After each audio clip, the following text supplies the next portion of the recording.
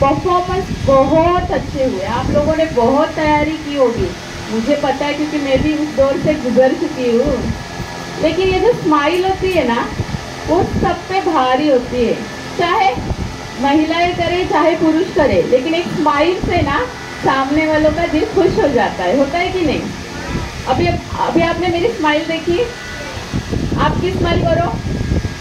ये जो स्माइल है ना, ये है $1,000,000 स्माइल। क्या है? $1,000,000 हाँ, तो ये जो $1,000,000 स्माइल है, ये क्यों छोड़ देते हो? करती रहनी चाहिए ना, पैसे लगते हैं नहीं तो।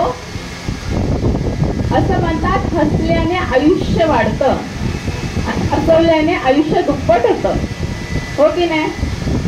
इसलिए हमें हंसते रहना चाहिए। कोई बोलेगा कि अरे हंसो, नहीं, खुद के लिए हंसो, है कि नहीं? हाँ, तो ये जो स्ट्रेस आहे ना, म्हणजे आपण आता आपल्या जीवनामध्ये स्ट्रेस इतका वाढला ना मॅडम, स्ट्रेसमुळे ना हॉस्पिटलमध्ये इतके सारे पेशंट येतात ना, फक्त स्ट्रेसमुळे। मला हा आजार होईल, मला हे होईल, मला हे असं होईल। मग ह्या सगळ्याने काय होतं माहिती आहे, तो आजार असेल नसेल, पण स्ट्रेसमुळे तुम्हाला असं वाटेल की हा आजार आहे। तर सगळ्यात जास्त काय आहे? स्ट्रेस। तर स्ट्रेस कसा कमी करायचा? कसा? आत्ताच मी सांगितलं, स्माइलने। स्माइल करत राहा, स्ट्रेस घेऊ नका, आनंदी राहा, आनंदी राहू द्या, हो की नाही? आणि आपले एक दुश्मन आले आता रिसेंटली एक न्यूज आली होती की आपले एक दुश्मन आले। कोण? 2020 मध्ये कोण आलेलं?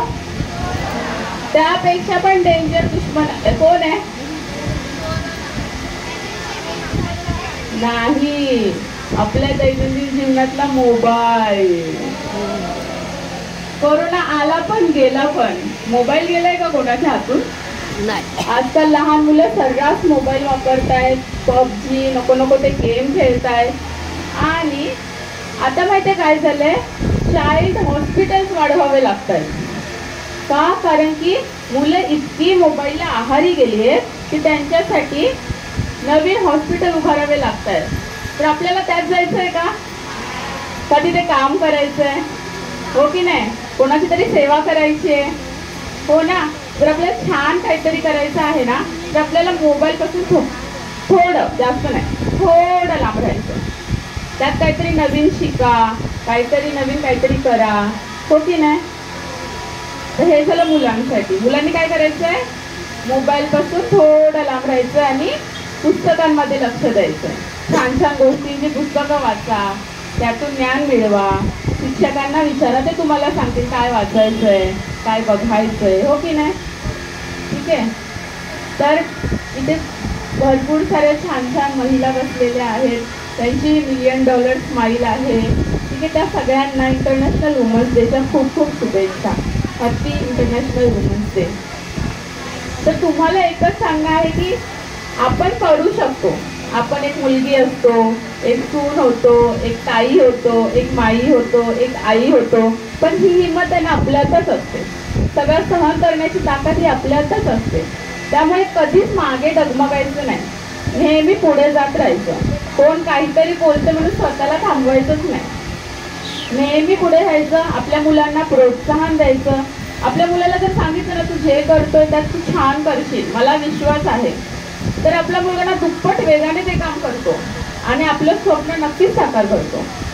तर आपण आपल्यासाठी जगायचं, इतरांसाठी जगायचं, कारण ही जी ताकद आहे, ही जी पॉवर आहे, ती फक्त आपल्या महिलांनाच मिळालेली आहे। तर असं अगदीच असं नाही, पुरुषांनाही तितकंच स्ट्रेस असतो बरं का, कारण की माझे शिक्षक वर्ग रागवतील की फक्त महिलांबद्दल बोलले, आम्हाला काही स्ट्रेस नाहीये। पुरुषांनाही स्ट्रेस असतो, पण आपण म्हणतो ना, ये तो दो गाडी, एक गाडी के दो पहिये है, हो की नाही? तर एकमेकांचा सन्मान करून, एकमेकांचा आदर करून, एकमेकांना समजून घेऊन आपण सगळं काही करू शकतो। आता माझे मिस्टर इंजिनियर आहेत, आता माझं छोटूसं बाळ आहे, मी त्यांना काल फोन करून सांगितलं की असा असा प्रोग्राम आहे, तर मी बाबूला घेऊन नाही जाऊ शकणार, तर तो इथे रडेल, तू जा, मी आहे। फक्त त्यांच्या एका वाक्यावरती आज मी इथे उभी आहे। तर आपण एकमेकांना समजून घेतलं, एकमेकांना सांभाळलं तर आपण सगळं काही सांभाळू शकतो असं मला वाटतं. म्हणून इंटरनॅशनल वुमन्स डे तर आहेच, पण सगळेजण सारखेच आहे असं मला वाटतं. माणूस म्हणून आपण माणसाला समजून घेतलं की सगळं काही आपोआप पार पडतं. तर निरोगी राहा, स्ट्रेस कमी घ्या आणि मुलांना नेहमी सांगा की मोबाईल कमी वापर. तुम्ही त्यांना छान छान गोष्टींची पुस्तकं द्या, छान खेळायला सांगा, कुठेतरी गार्डनमध्ये न्या. थोडीशी मेहनत केली की आपले मुलं नक्कीच मोबाईलपासून दूर होतील. आता काय होतं माहिती आहे की मुलं खूप मोबाईल घेतात तर लांब करणं खूप कठीण आहे. तर काय करायचं की तू इतका वेळ मोबाईल वापर, तू त्यामध्ये हे बघ तर चालेल. असं करून जर आपण त्यांचा वेळ कमी केला तर ते मोबाईलपासून दूर राहू शकतात. हे प्रयोग आम्ही केलेले आहेत. गेल्या वर्षी वुमन एम्पॉवरमेंटचा मला अवॉर्ड मिळाला होता कम्युनिटी आउटरीच प्रोग्राम तर्फे, आणि हा 2024मध्ये, आणि आज मी इथे आहे. तर ही सगळ्या शाळेचीच किमया आहे. मला या शाळेने खूप काही दिलं, खूप छान संस्कार दिले. मी म्हणते की मी ज्या मराठी शाळेतून शिकली, त्याचं नाव छत्रपती शिवाजी विद्यालय आहे, हे मी अभिमानाने सांगते. अभिमानाने कुठेही सांगते की हो, मी छत्रपती शिवाजी विद्यालय करवालो नगर इथली विद्यार्थिनी आहे. आणि मी नेहमीच ती विद्यार्थिनीच राहील, कारण की माझे शिक्षण, मी मोठी झाले तरी ते मोठे होणार नाही. ते माझ्यासाठी माझे शिक्षकच राहतील. त्यांच्याबद्दलचा माझा आदर तसाच राहील. मी त्यांचा नेहमी तसाच आदर करेन. इथे सगळे शिक्षक वर्ग जे काही